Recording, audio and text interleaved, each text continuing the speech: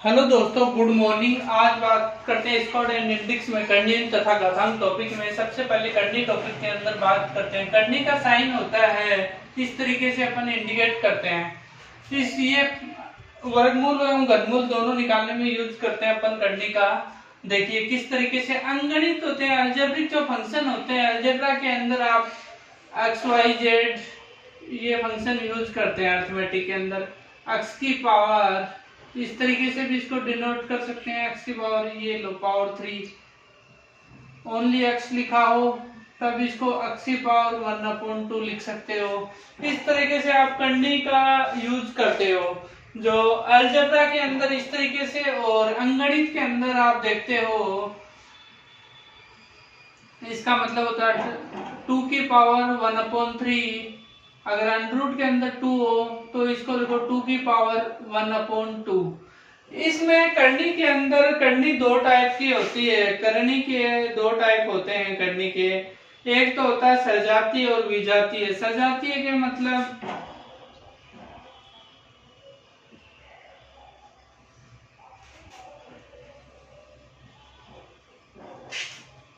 सजातीय और विजातीय की बात करते हैं। देखो इनके अंदर मेनली डिफरेंस क्या है, आपको इनमें बेस याद रखना है। अंडरूट के अंदर क्या लिखा है, अंडरूट के अंदर आपने लिखा है 23 की पावर 2, ये सॉरी 2 यहाँ पे बाहर है, ब्रैकेट करनी के बाहर है, और ये 3 लिखा है। सजातीय 23। इस प्रकार की जो टर्म होती है जिनका बेस सेम होता है वो सजातीय होती है। जैसे अंडरूट के अंदर x लिखा हो 2 और ये 3 लिखा हो, इस प्रकार की जो टर्म है वो सजातीय होती है। विजातीय के अंदर वो टर्म आएगी जिसके अंदर जो करनी के अंदर जो भी लिखा हुआ है वो डिफरेंट हो।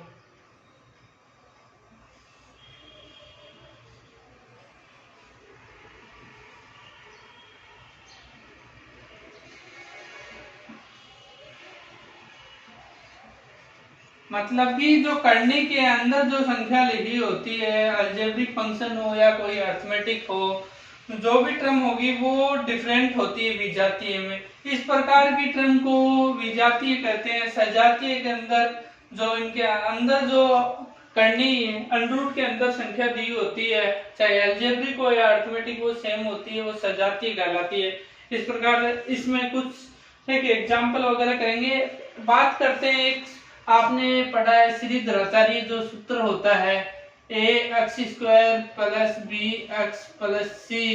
इस फंक्शन के ऊपर आप श्रीधराचार्य जो फॉर्मूला यूज करते हो, x की वैल्यू निकालते हो -b + -b²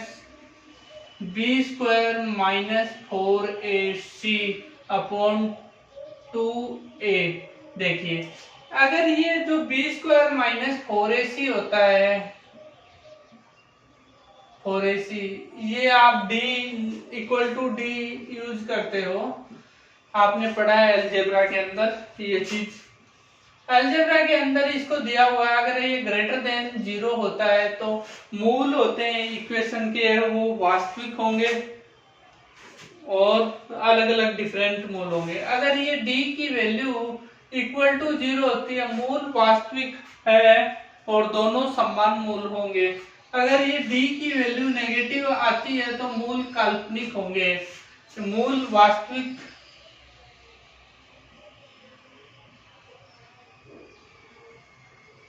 यहाँ पे वास्तविक मूल काल्पनिक होते हैं।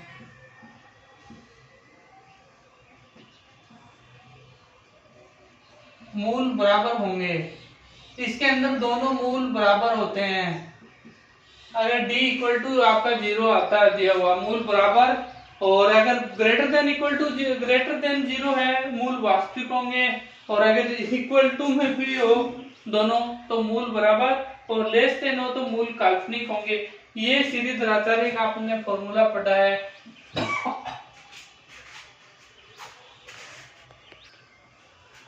बात करते हैं, अब देखिए एक आपको क्वेश्चन दिया हुआ है। सबसे पहले इस क्वेश्चन में लिखा √3 + √3 + √3 + एंड सो इनफाइनाइट तक ऐसी सीरीज दी हुई आ जाती है कभी कभी क्वेश्चन में। इस टाइप के क्वेश्चन को सॉल्व करने के लिए इस फॉर्मूले में अगर इसको बनाना पड़ता है, इसको लिखिए x के बराबर सबसे पहले √3 plus √3 plus √3 plus and so infinite.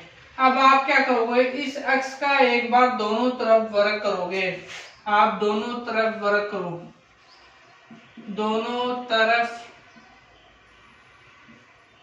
वर्ग करने पे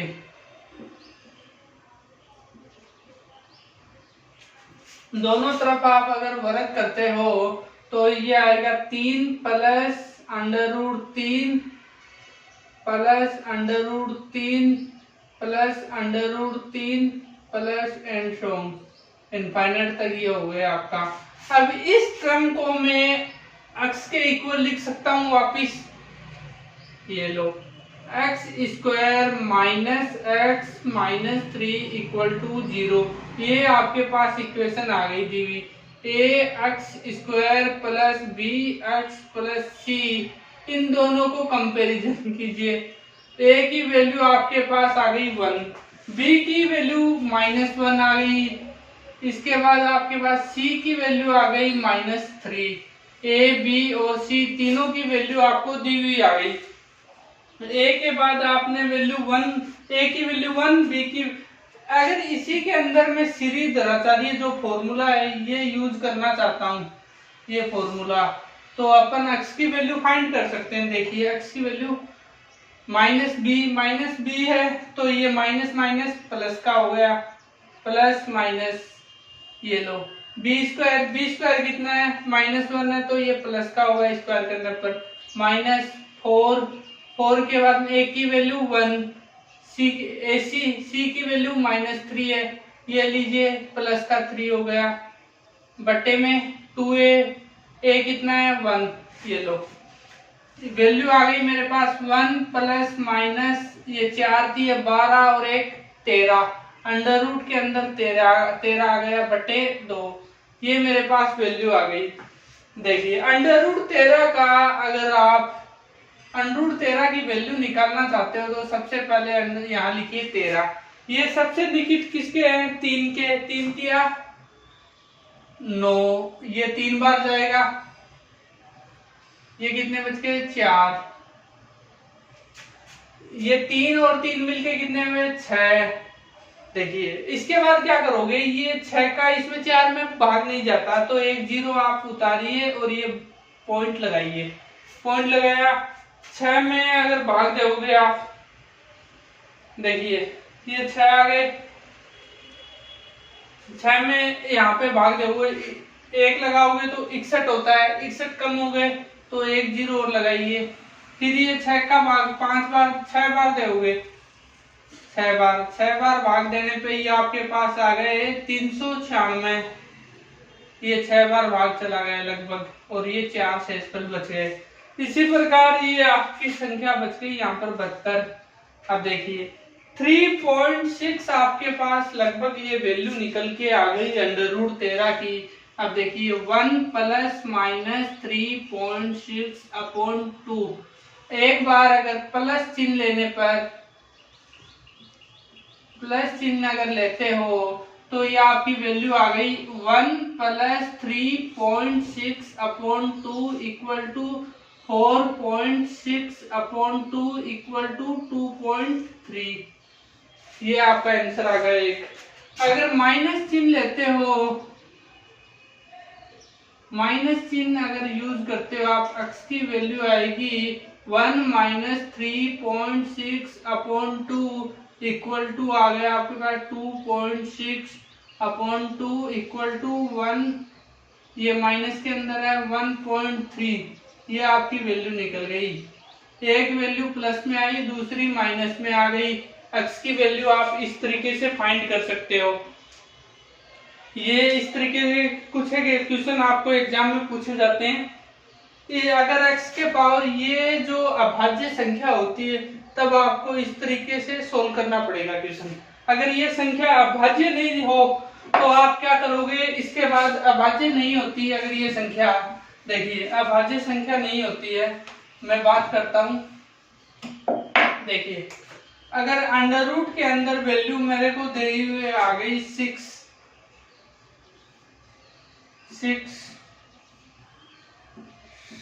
एंड सम, लेकिन फाइनल तक, ये एग्जांपल है।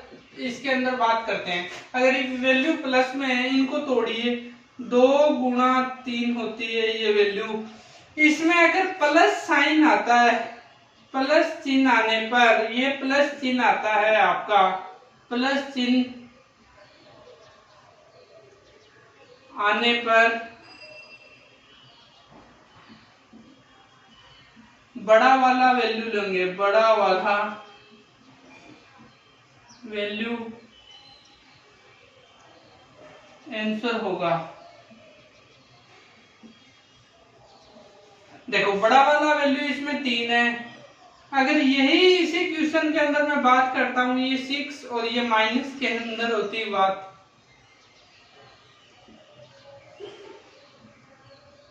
ये लो, ये अगर माइनस के अंदर होती है तो इसको मैं अगर तोड़ता हूं 2 इंटू 3, माइनस चिन्ह आने पर छोटा वाला आंसर, माइनस चिन्ह आने पर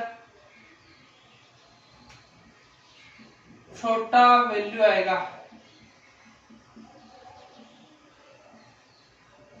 छोटा वैल्यू ही आपका आंसर होगा। माइनस चिन्ह आने पर, माइनस आया तो आपका ये आंसर 2 हो गया और यहाँ पे 3 हो गया। इस प्रकार इन क्वेश्चनों को आप सोल्व कर सकते हो। यह क्वेश्चन जब भी सोल्व कर सकते हो इन दोनों का मल्टीप्लाई में 1 का डिफरेंस हो। अगर 1 का डिफरेंस होता है, इन दोनों का मल्टीप्लाई 2 इंटू 3 मिलके 6 होते हैं, इंटू करने पर 1 का डिफरेंस होना चाहिए। इस प्रकार आप ऐसे क्वेश्चनों को सोल्व कर सकते हो। नेक्स्ट क्वेश्चन करते हैं आगे।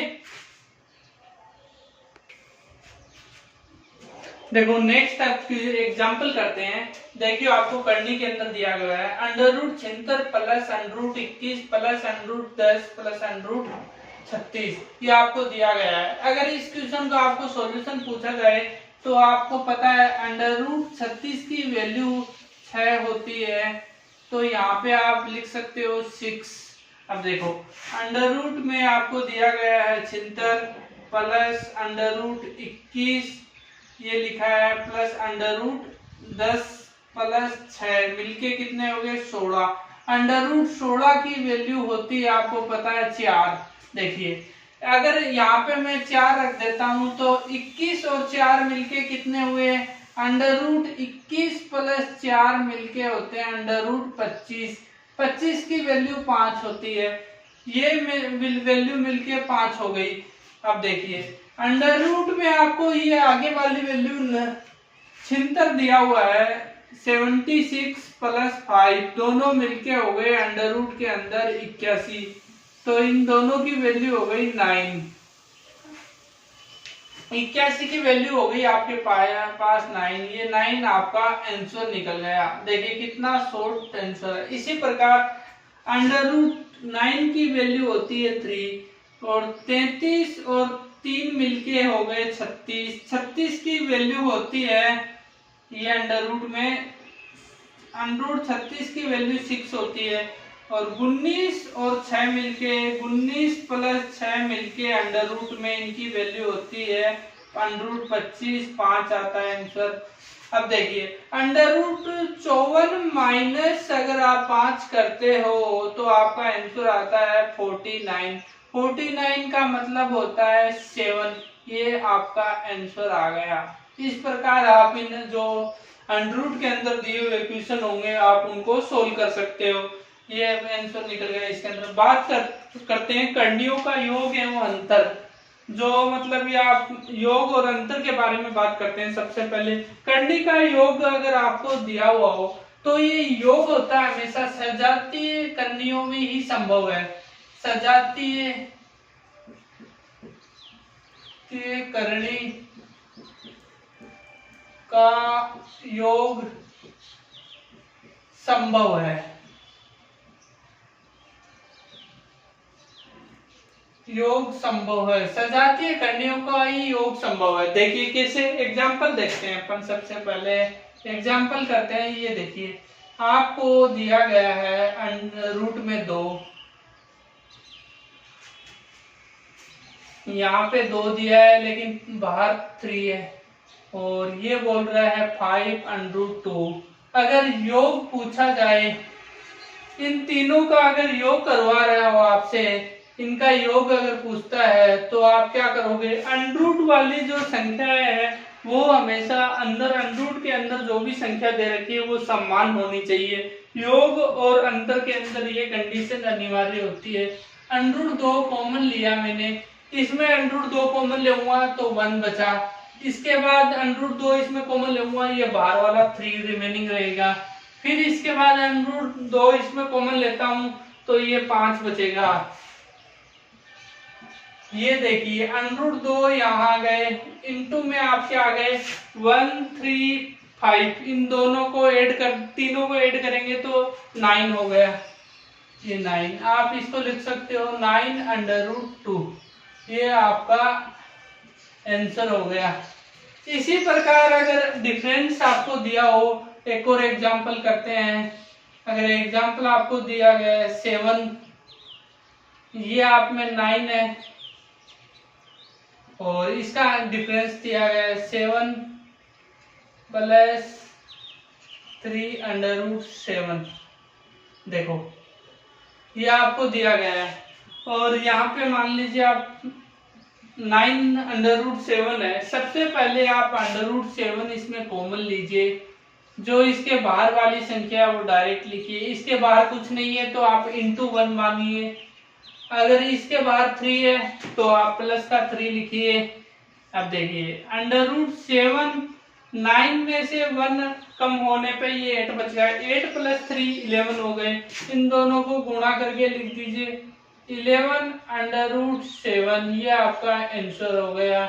इसी प्रकार इनके अंदर गुणा और भाग भी किया जा सकता है करणियों के अंदर। योग अंतर तभी संभव है, सजातीय करणियों का योग संभव होता है ओनली, विजातीय करणियों का योग कभी संभव नहीं होता। जिस प्रकार √3 + √2 का योग कभी भी संभव नहीं है। अगर करनी के अंदर आप निकालना चाहते हो वैल्यू, इसका योग संभव नहीं है।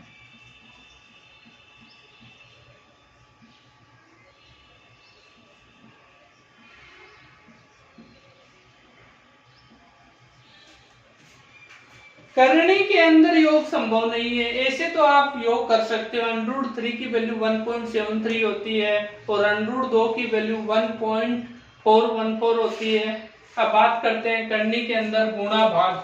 गुणा भाग तभी संभव है, घाते समान होनी चाहिए, घाते समान हो। गुणा भाग तभी संभव है करनी के अंदर, गुणा भाग तभी संभव होगा जब इनकी घातें समान होगी। देखिए √3 × √5 ये आपको गिवन है, तो आप इसको मल्टीप्लाई कर सकते हो, ये 15, 3 और 5 को गुणा करने पे 15 आता है, इसको डायरेक्टली लिख सकते हो। इसी प्रकार मैं एग्जांपल और बात करता हूँ, √5, ये एग्जांपल है आपका, √5 गुणा √7 गुणा √3, इसको आप लिख सकते हो। देखो 5 संते 35, 35 दिया 105, इसको डायरेक्टली आप लिख सकते हो 105, ये गुणा करने पर संभव है। अब बात करता हूं, एक एग्जांपल और करते हैं अपन, 3√2 गुणा 3√8 गुणा 3√5। देखिए 2 को अगर ये घाते सेम है, देखो 1/3 है घाते। अब देखो 2 को 8 से किया 16, 16 को 5 से किया 80 आ गए आपके पास, और ये आपके पावर में रहे। इसको इस तरीके से भी लिख सकते हो आप 1/3, ये भी आपका आंसर सही है। इस प्रकार आप करणियों का गुणा भाग कर सकते हो। आगे नेक्स्ट करते हैं करणियों के संयुग्मिक किस तरीके से निकालने हैं। संयुग्मिक पे आधार पर अपन क्वेश्चन सोल्व करेंगे। देखिए अब इसमें बात करते हैं संयुग्मी। संयुग्मी निकालने के लिए अपन बात करते हैं संयुग्मी। संयुग्मी में क्या होता है, हर के संयुग्मी से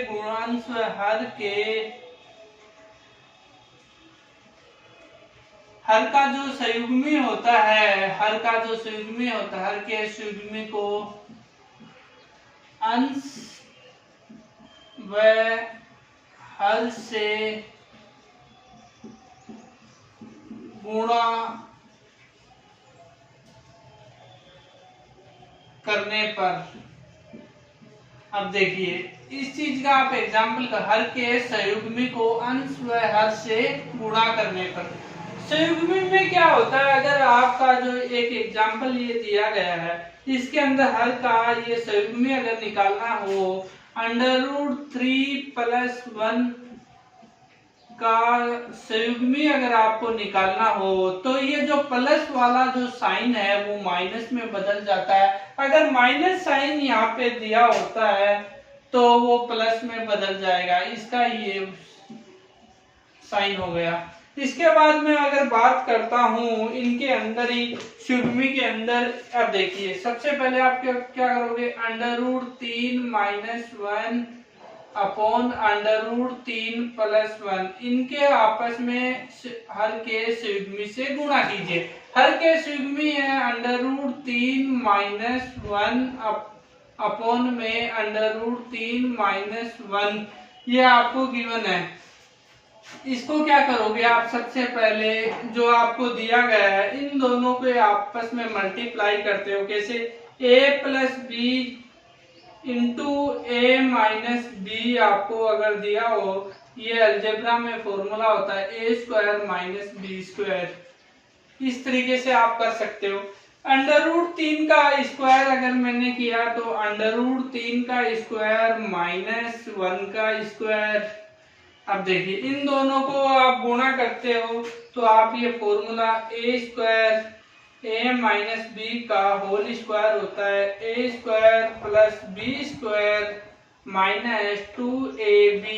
अगर यही प्लस में अगर वैल्यू होती है a + b का, अगर आपसे होल स्क्वायर पूछा जाए, a² + b² + 2ab, ये देखिए a² + b² - 2ab, a² + b² + 2ab। अगर प्लस में होता है तो ये वैल्यू प्लस में, माइनस में होने पे ये वैल्यू माइनस में आएगी। अगर दोनों प्लस माइनस हो तो माइनस आएगा, प्लस माइनस से गुणा होके माइनस ही बनेगा।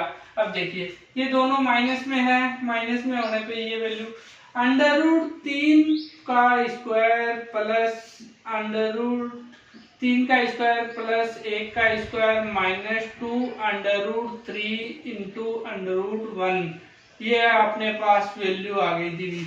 अब देखो इस चीज को अगर सोल्व करना हो, √3 की वैल्यू 3 होती है, प्लस 1 का स्क्वायर 1 होता है, -2 √3, √3 का स्क्वायर 3 होता है, -1 का स्क्वायर 1 होता है। इस प्रकार आप सोल्व कर सकते हो। 3 और 1 मिलके 4 हो गए, 4 - 2 √3 अपॉन में 3 - 1 2 हो गया। इसके बाद 2 ऊपर वाले में कॉमन लेंगे, 2 - √3 अपॉन 2।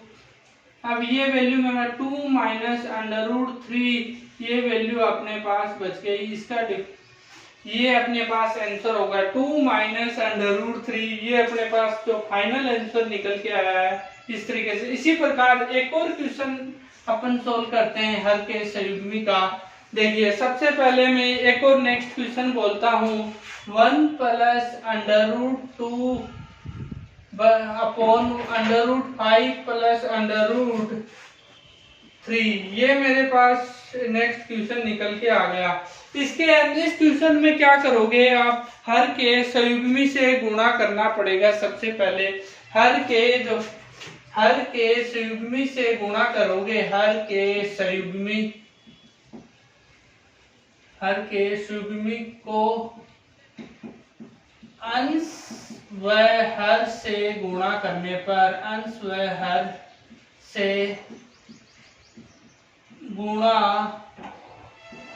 करने पर। अब बात करते हैं, देखिए इसका जो ये संयुग्मी निकलेगा, √5 + √3 का जो संयुग्मी होता है, प्लस का साइन आता है तो माइनस हो जाएगा, माइनस का साइन आता है तो प्लस हो जाता है।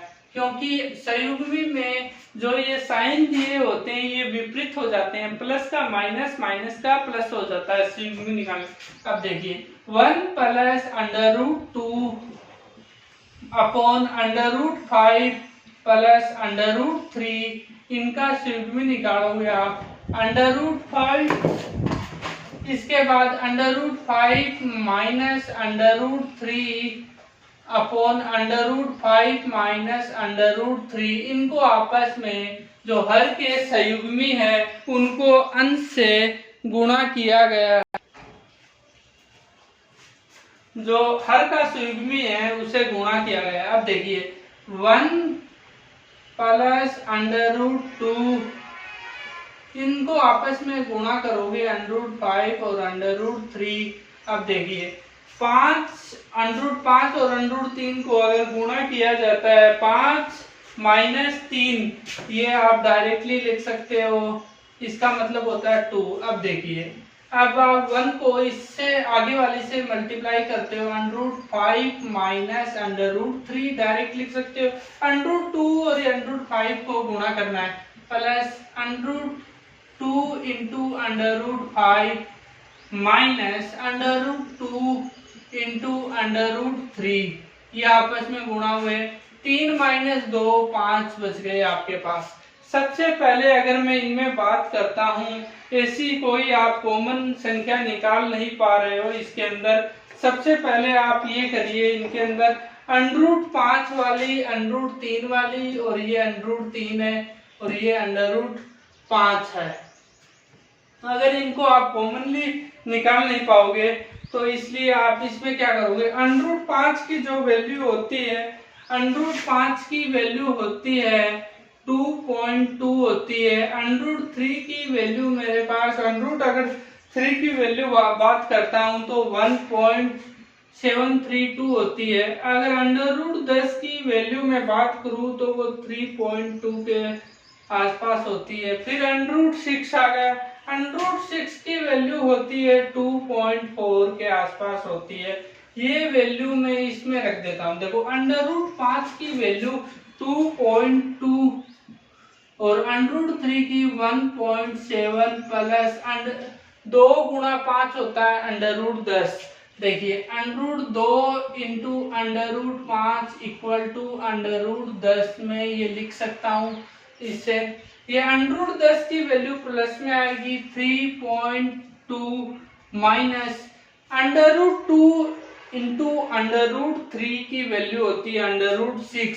Under root 2 into under root 3 को लिख सकता हूँ अंडर रूट 6। अंडर रूट 6 की वैल्यू होती है 2.4, 2.4 निकल गई। इसके बाद बटे में 2 आ गए। अब बात करते हैं, देखो 2.5 और 2 माइनस वाली टर्म एक जगह जोड़ दो, प्लस वाली टर्म एक जगह, 2.4 और 3.2, सॉरी 2.2 प्लस 3.2, 5.4 आ गया प्लस के। अब माइनस वाली 1.7 और 2.4, इन दोनों को ऐड करोगे 3.9 बटे में 2। अब देखिए 1.5 बटे 2 इक्वल टू 0.75, ये आपका आंसर निकल गया। ये देखिए आपका जो फाइनल आंसर निकल के आया है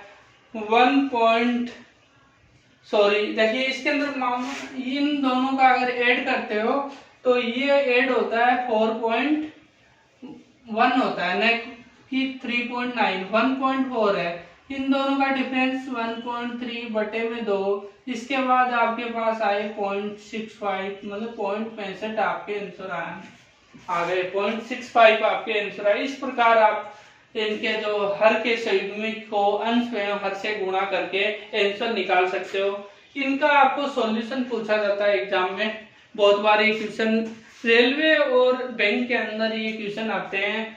और नेक्स्ट अपन क्वेश्चन करेंगे इसी के अंदर नेक्स्ट वीडियो को लाइक कीजिए, शेयर कीजिए और चैनल को सब्सक्राइब कीजिए। Thank you, that's all.